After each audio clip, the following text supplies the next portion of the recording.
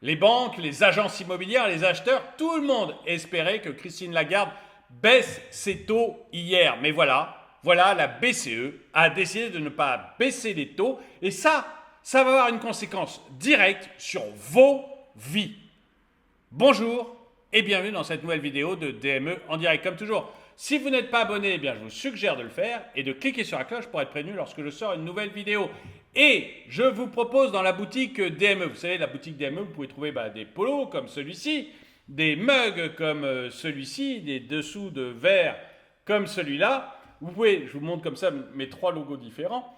Vous trouverez donc tout ça sur la boutique, ainsi que des sweats, des t-shirts, d'autres types de polos, des casquettes, des magnets, des autocollants, même des bavoirs pour bébé. Vous voyez, il y a de tout dans la boutique BDME.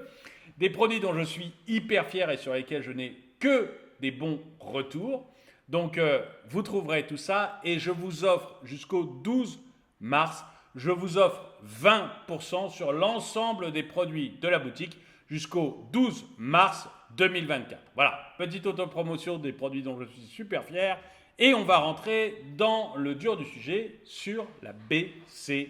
Vous savez, Christine Lagarde, on attendait à ce qu'elle accepte de baisser ses taux hier. Beaucoup de gens en parlaient. Ça fait déjà un certain temps qu'on en parle parce qu'on voit que la Fed est à peu près sur la même tendance et que ils estiment avoir vaincu l'inflation et que du coup, ils aimeraient baisser les taux pour pouvoir relancer l'immobilier. Parce que ce soit aux États-Unis ou en Europe, l'immobilier s'effondre. C'est beaucoup plus grave aux États-Unis, mais c'est aussi très très grave en Europe. J'ai déjà fait plusieurs vidéos là-dessus. Et notamment, vous avez par exemple la BCE qui commence à dire aux SCI et aux fonds qui gèrent de l'argent pour de l'immobilier, eh bien, de constituer une petite réserve et puis pour pouvoir payer les premières personnes qui demanderont à retirer leurs sous, mais qu'après, elle les autorisera à bloquer l'argent pendant 6 mois pour qu'il n'y ait pas de retrait massif. Donc vous voyez qu'on est quand même sur des choses assez structurelles. Mais on a aussi les banques actuellement qui ont des grosses difficultés pour les prêts, parce que vous savez que les banques, le taux auquel la banque vous prête de l'argent pour acheter un appartement, une maison, ça dépend des taux de la BCE. Et donc, actuellement, les taux sont tellement élevés que ça rend beaucoup de clients insolvables. Et du coup, les transactions en immobilier sont devenues extrêmement faibles parce qu'il y a peu d'acheteurs qui peuvent emprunter au taux actuel. Du coup, les transactions sont devenues extrêmement faibles. Elles ont baissé de 25% l'an dernier. J'ai fait une vidéo il n'y a pas très longtemps où la FNAIM nous disait que les taux allaient baisser de 10% encore sur le début de l'année. Les notaires, pas les taux, pardon, les transactions allaient encore baisser de 10% sur le début de l'année. Vous avez les notaires qui nous ont avertis aussi en disant qu'à Paris, les prix allaient encore baisser d'ici fin avril de 8% d'après eux. Donc on a vraiment une grosse baisse de l'immobilier et on attendait que la BCE intervienne, baisse ses taux pour rendre une partie de la population solvable et qu'on puisse repartir sur des achats immobiliers et relancer un peu toute la mécanique. D'autant plus que vous avez, pour vous donner l'ensemble du panel, vous avez les promoteurs immobiliers. Là, le taux de faillite est gigantesque, hein, c'est titanesque le nombre de faillites dans la promotion immobilière. Je crois que c'est en hausse de 49%. Vous avez et le nombre de ventes a chuté de près de 30%. Vous avez tout, et ça atteint maintenant tout le reste de l'économie, c'est-à-dire que comme il y a de moins en moins de maisons construites, etc., tous les fabricants de tuiles sont en difficulté, les ventes de cuisine sont en effondrement, bref, on a toute l'économie quand même, parce que tout ça, il y a toute une économie qui s'est construite autour, qui commence à s'effondrer et ça devient un véritable problème. Donc tout le monde espérait que Christine Lagarde pèse ses taux, pas moi, parce que pour de bonnes raisons, parce que si elle a augmenté ses taux, c'est à cause de l'inflation et que moi j'ai peur que l'inflation reparte. Donc je ne suis pas forcément contre ce qu'elle a fait là. Mais tout le monde pensait, enfin beaucoup de gens pensaient donc ça serait bien qu'elle baisse ses taux et elle a été encouragée par ça, notamment par le directeur de la Banque de France. Et finalement, elle n'a pas baissé ses taux. Et on va voir ensemble pourquoi. Et on va voir aussi très concrètement, vous, dans votre vie, ce que ça va changer. Enfin, je vous ai déjà un petit peu parlé, je vous ai déjà un petit peu dit, un peu spoilé, je vous ai un peu dit ce que ça allait changer dans votre vie. mais vous allez voir que c'est très très lourd de conséquences. La Banque centrale européenne a récemment confirmé sa décision de maintenir ses taux directeurs, déclenchant ainsi une série de spéculations et d'analyses quant à ses motivations et aux répercussions sur l'économie européenne, notamment dans le secteur crucial du crédit immobilier.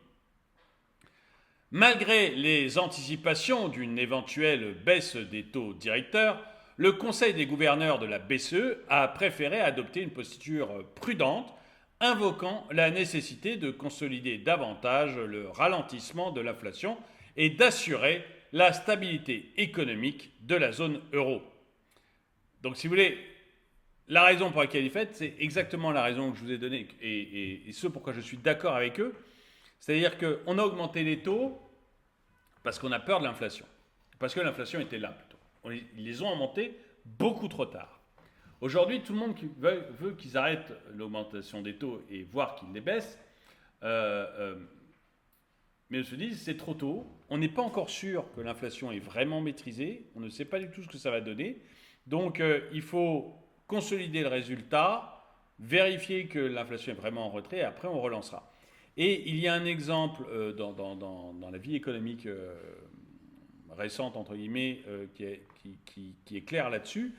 C'est la Fed dans les années 80. Vous savez que, bon, alors je ne refais pas toute l'histoire, mais inflation gigantesque aux États-Unis, on fait croire que c'est à cause du pétrole. Oui, déjà à l'époque, on vous disait que c'est à cause du pétrole. On fait croire que c'est à cause des méchants ouvriers qui demandent des avantages sociaux, etc. Donc on fait croire plein de choses. Et puis finalement, on s'aperçoit que, bon, rien n'y fait. Et du coup, on vire l'ancien directeur de la Fed, on fait rentrer un nouveau directeur à la Fed qui dit, écoutez, moi, son nom m'échappe là récemment, mais peu importe, j'en ai déjà parlé dans d'autres vidéos, qui dit, moi, je connais qu'un seul moyen d'arrêter l'inflation. L'inflation est très très élevée aux États-Unis, elle est au-dessus de 10%. Hein. Je connais qu'un seul moyen d'arrêter l'inflation, c'est d'augmenter les taux. Et donc, il augmente les taux, mais massivement. Massivement.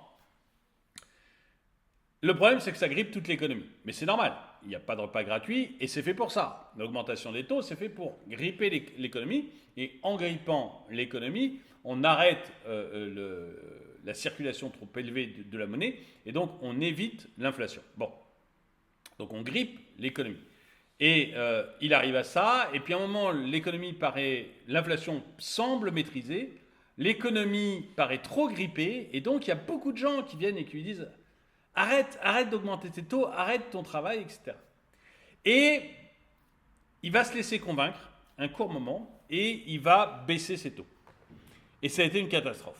Parce que l'inflation est repartie, mais à toute vitesse, extrêmement forte, encore plus forte qu'avant. Elle est montée à 14%. Et là, il a dit, écoutez, je suis désolé, mais il faut qu'on règle le problème. Et il a monté ses taux à 20. 20% de taux d'intérêt. Vous imaginez, si vous deviez acheter aujourd'hui votre appartement, votre maison avec des taux d'intérêt au-dessus de 20. Vous diriez, bah non, j'achète pas. Et effectivement, plus personne n'a bougé aux États-Unis et ça a calmé l'inflation pour les 40 ans qui ont suivi. Et donc en fait, la peur de Christine Lagarde, c'est la peur de ce qui est arrivé à ce patron de la Fed, qui pourtant était vraiment très très bon, rien à voir avec Christine Lagarde, mais qui était vraiment exceptionnel, mais qui à un moment a accepté d'arrêter la hausse des taux en se disant, bon, ok, allez, je vais donner un peu d'air à l'économie. Mais du coup, l'inflation est repartie pire qu'avant. Et donc, la grande peur de Christine Lagarde, la grande peur des banquiers centraux, c'est de dire, on laisse un peu on baisse un peu nos taux et paf, l'inflation repart et ça explose. Et là, on est obligé de mettre des taux à 10-15% et on tue tout le monde, quoi. Donc c'est un peu leur crainte actuellement. Et c'est pour ça que je la partage avec eux et que je dis, il ne faut pas trop se presser. Même si ça embête tout le monde, même si c'est une catastrophe pour l'immobilier, il ne faut pas trop se presser. Il faut faire attention. Cette décision, bien qu'attendue, suscite des interrogations quant à ses implications sur les politiques de prêt de banque et, par extension, sur le coût des crédits immobiliers pour les ménages. La quête de stabilité de la BCE. Christine Lagarde, présidente de la BCE, a souligné la nécessité de prudence, affirmant que bien que des progrès aient été réalisés vers l'objectif d'inflation des 2%, la dynamique des prix ne suscite pas encore suffisamment confiance. La BCE, scrutant attentivement les tendances inflationnistes et les pressions sur les prix intérieurs, préfère maintenir le cap de sa politique monétaire jusqu'en juin, date à laquelle de nouvelles évaluations seront effectuées. Les données récentes montrent certes un ralentissement de l'inflation, mais la BCE reste attentive à sa durabilité, notamment face à des défis persistants sur le marché de l'immobilier et des incertitudes géopolitiques. Cette prudence reflète l'engagement de l'institution à éviter toute perturbation économique majeure, tout en s'efforçant d'atteindre des objectifs en matière de stabilité des prix. Répercussions sur le marché du crédit immobilier, et c'est là que vous allez être touché. Alors, pas que le crédit immobilier, le crédit à la consommation aussi, ça va vous toucher. C'est-à-dire que si vous êtes un habitué des crédits à la consommation, et je le redis, surtout ne faites jamais de crédit à la consommation. Surtout, restez loin, aussi loin que possible. Parfois, on n'a pas le choix parce qu'il faut bien manger, mais le plus loin possible du crédit à la consommation. C'est un piège mortel. Donc vraiment, tenez-vous le plus loin possible de ça. Mais si vous avez été obligé d'en faire un parce qu'il faut vivre parfois, et j'insiste sur le mot obligé, hein, si vous avez été obligé d'en faire un, à ce moment-là, mauvaise nouvelle, quoi. Les crédits à la consommation ne vont pas baisser, ça va continuer à rester à des taux très très élevés. Et on va voir que pour le crédit immobilier, parce que c'est le même mécanisme que le crédit immobilier. Et donc on va voir pour le crédit immobilier ce que ça va donner. La décision de maintenir les taux directeurs de la BCE a des implications directes sur le marché du crédit immobilier, affectant à la fois les banques prêteuses et les emprunteurs potentiels. En maintenant ces taux de crédit inchangés, la BCE envoie un signal de prudence aux banques commerciales, les dissuadant d'abaisser davantage leurs propres taux de crédit immobilier. Et vous vous rappelez que j'ai fait une vidéo récemment, il y a 2-3 jours, une bonne nouvelle, donc voilà, mais une vidéo bonne nouvelle où je vous disais, les banques sont en train de desserrer un peu les taux. Vous avez les taux en un seul mot, L apostrophe et taux, parce qu'elles vont vous demander moins d'apport personnel en ce moment, et elles commencent à baisser leur taux de prêt. Et donc c'est plutôt bon pour vous. Et ils commencent, si vous devez acheter votre résidence principale, vous avez des projets, je ne vous refais pas la vidéo que j'avais fait à l'époque, mais ça peut commencer à être intéressant de regarder parce qu'il y a peut-être des affaires à faire. Et même si votre crédit avait été refusé, vous pouvez y retourner parce que il regarde une deuxième fois. Donc, on sentait qu'il y avait un peu plus d'espace pour les acheteurs. Et donc, ça, c'était plutôt bon pour les acheteurs. Et plutôt bon aussi pour les vendeurs, du coup. Mais là, forcément, le signal qui est envoyé par la BCE, c'est n'y allez pas trop quand même, quoi. Faites attention. Donc, ça va gripper un petit peu le système, probablement. Pour les ménages européens, cela signifie que les perspectives d'une baisse significative des taux de crédit immobilier restent incertaines à court terme. Bien que certaines banques aient déjà amorcé une légère baisse de leurs taux, la prudence demeure de mise. Les projections tablent sur un éventuel assouplissement monétaire en juin, mais les effets concrets sur les taux de crédit immobilier pourraient se faire attendre jusqu'au second semestre. Et c'est tout à fait d'accord avec avec ce que je disais sur l'immobilier, c'est-à-dire qu'un premier semestre compliqué, qui va continuer à être compliqué, et un deuxième semestre où ça va peut-être redémarrer, et je veux dire, les ventes vont redémarrer, les prix vont peut-être pas augmenter, ils vont peut-être un peu être sur un plateau, mais ils ne baisseront plus. Donc voilà, c'est assez raccord avec l'idée que je me fais de l'immobilier actuellement. Perspectives futures. Malgré les attentes d'un assouplissement monétaire, les banques continuent d'adopter une approche mesurée en matière de prêts immobiliers, favorisant la stabilité et la prudence.